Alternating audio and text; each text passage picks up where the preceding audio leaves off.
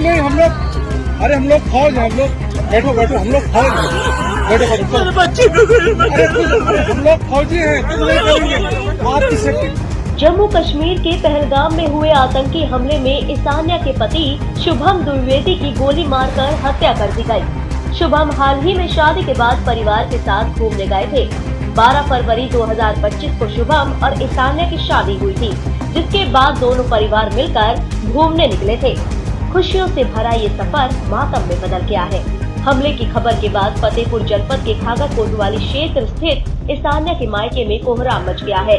लड़की पक्ष के माता पिता समेत 3 सदस्य अभी भी पहलगाम में फंसे हुए हैं। शुभम द्विवेदी का पार्थिव शरीर आज फ्लाइट से कानपुर लाया जाएगा।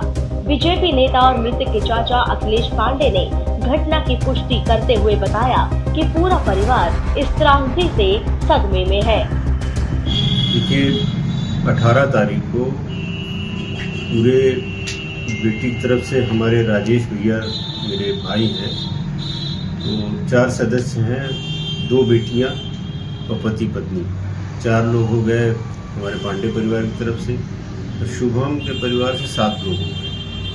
तो 18 तारीख को घूमने के लिए टूर लगाया गया, जिसमें पहलगाम में कल थे ये लोग, आज वापस आना था। कल पति पत्नी शुभम और ईशान्या जो मेरी भतीजी है, ये थोड़ा सा आगे निकले घूमने के लिए उद्देश्य से। इनको घुड़सवारी में दोनों लोग थे, तभी वहाँ पर 4 या 5 आतंकवादी आए। जैसा कि कल रात में बड़ी मुश्किल से बात हुई है ईशान्या से, उन्होंने ये पूछा कि आप हिंदू हैं कि मुसलमान हैं। ईशान्या ने सोचा कि पता नहीं कौन है और मजाक कर रहा है, उसने कहा हम तो हंसकर बोली कि हम हिंदू हैं। इतना सुनते ही शुभम के सर पर गोली मार दी और उसकी निर्मम हत्या इन आतंकवादियों ने कर दी। और जब से दोनों परिवारों के पास ये सूचना आई, अभी तो सब वहीं पर हैं, लेकिन हम बिछड़ चुके हैं और एक बहुत ही दुर्भाग्यपूर्ण घटना सामने आई। शादी कब हुई थी?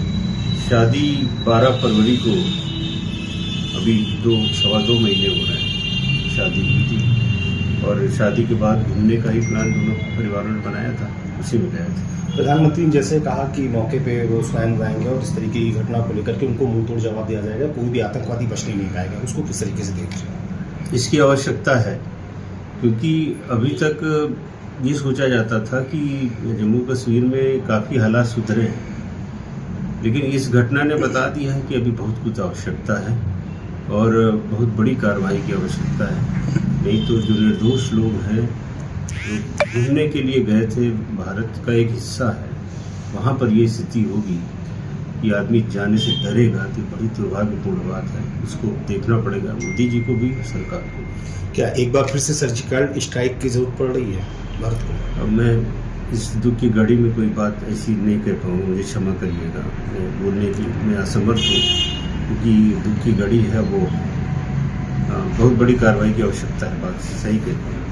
किस तरीके की मांग कर रहे हैं, क्योंकि जिस तरीके से गोली मारकर हत्या की गई है? अब जैसी जानकारी मिली है, उसमें ऑपरेशन चल रहा है, गृह मंत्री भी वहाँ पर हैं, प्रधानमंत्री जी भी पहुँच गए हैं, तो मुझे लगता है कि इसमें कार्रवाई सख्त होगी और ऐसा पुनरावृत्ति नहीं होगी, ऐसी सरकार ऐसा कुछ करेगी। बॉडी कब तक आएगी? बॉडी आज रात तक आ जाएगी, आज रात तक सब पूरा परिवार भी आ जाएगा। परिवार के उनसे कांटेक्ट में है? हाँ, कांटेक्ट में है, हम लोग वहीं पहुँच रहे हैं। कितने लोगों की मौत होने की सूचना हमले को? वहाँ मृत्यु जैसा कि समाचारों में तो 28 से 30 लोग आ रहे हैं, और क्योंकि हमारे परिवार में एक मृत्यु हुई है, तो मुझे ज़्यादा और कुछ नहीं मालूम है। क्या नाम है? मैं अखिलेश पांडे हूँ। Bureau report, watch India now. अगर आप हमारा वीडियो YouTube पर देख रहे हैं तो चैनल को सब्सक्राइब करें और बेल आइकन को दबाएं। यदि आप हमारा वीडियो Facebook पर देख रहे हैं तो पेज को लाइक और फॉलो करें। धन्यवाद।